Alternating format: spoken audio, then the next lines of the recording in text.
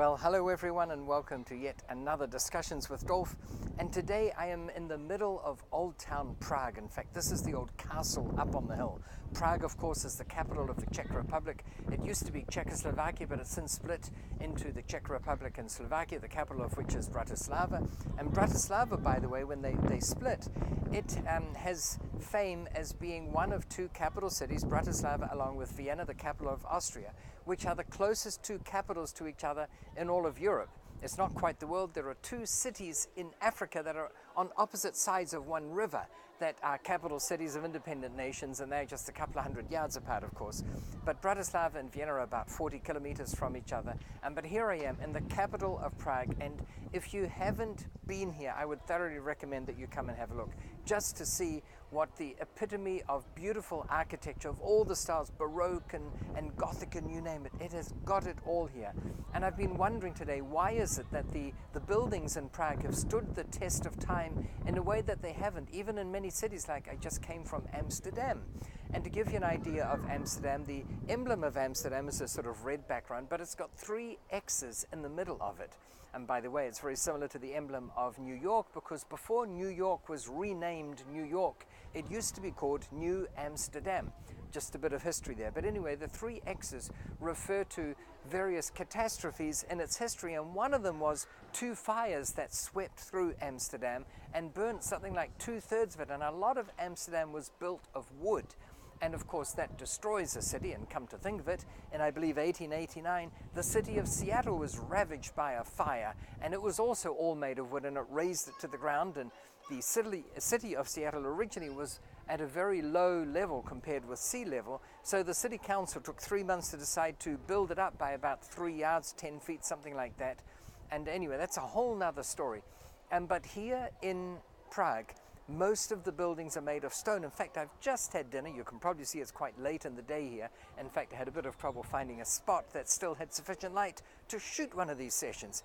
But I just had dinner in a restaurant that of itself was 600 years old, and the walls are about 2 feet thick and made of stone. And as the owner of this restaurant proudly said, she's been here since her great-grandparents were around, the city of Prague has stood the test of time because everything is made of stone. And then there's another very interesting anomaly during the Second World War, because a lot of these nations were devoured by Germany at the time. There was a blitzkrieg, and they took Poland first, September of 1939, and then the blitzkrieg to take the Netherlands lasted only 5 days. They bombed Rotterdam flat, and then basically the country capitulated.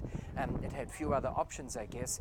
And even the neighboring capital city of Budapest in the country of Hungary, down the Danube River, it was bombed severely during the Second World War, but for some bizarre reason, Hitler spared Prague. He had, I imagine, some kind of a fancy for the city and decided not to have it bombed. So the center of the city is pristine. It's as it's been in many cases for hundreds of years, and I thoroughly recommend that you venture and come and see what it's like.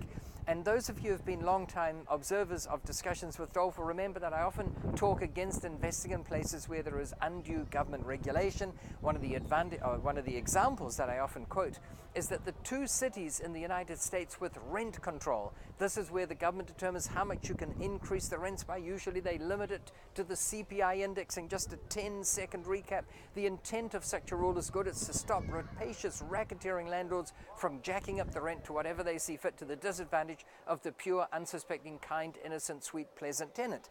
But as often is the case, a government rule has the inverse effect of that intended, and even though the intent with rent control is good, often it jacks up rents beyond what even the proponents of this rule had contemplated. And that is why San Francisco and New York City, the two cities with rent control, have the highest rents in the country. Well, it's not the only reason, but it certainly is a contributing factor, and I haven't pretended to go into depth into why this is so. In fact, I devoted an entire chapter of one of my books to that.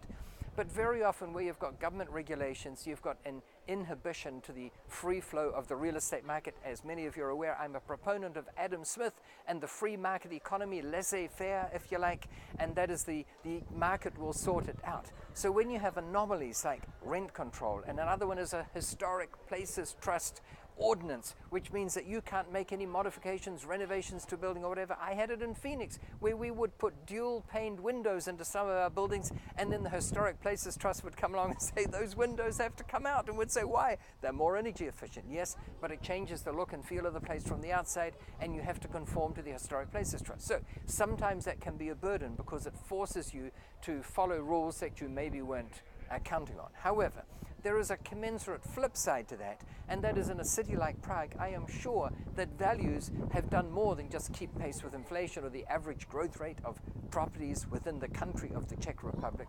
Because this is such an astoundingly beautiful city, of course it attracts a lot of visitors.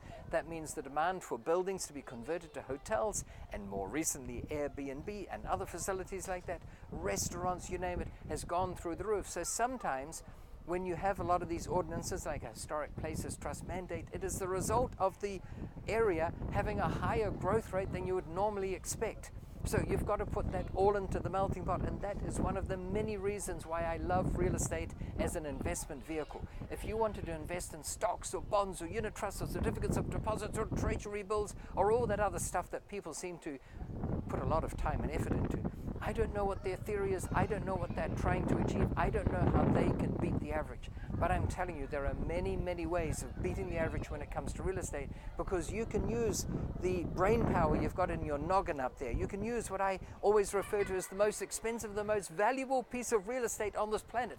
It's the 6 inches, give or take an inch or two, between your right ear and your left ear. It's what you create in your mind that you can help determine the value of your property. That always excites me, and I tell you what, not only is it fun to look around here and see the stunningly beautiful architecture of Prague, but it also gets my mind thinking, what can I adapt from what I see here to apply back home? And just to give one example, sure, we might be allowed to have dual pane windows, but here they have double windows, a window on the outside with astragals and then another window on the inside which opens separately, but it effectively gives you 90% of the benefit of dual pane windows. You've got a second layer, an air pocket that is strapped inside, which inhibits the transfer of heat into a building in the summer or out of a building in the winter. Anyway, that's all we've got time for this time. I look forward to seeing you again soon, and in the meantime, I want to wish you, as always, successful investing. Thank you so much.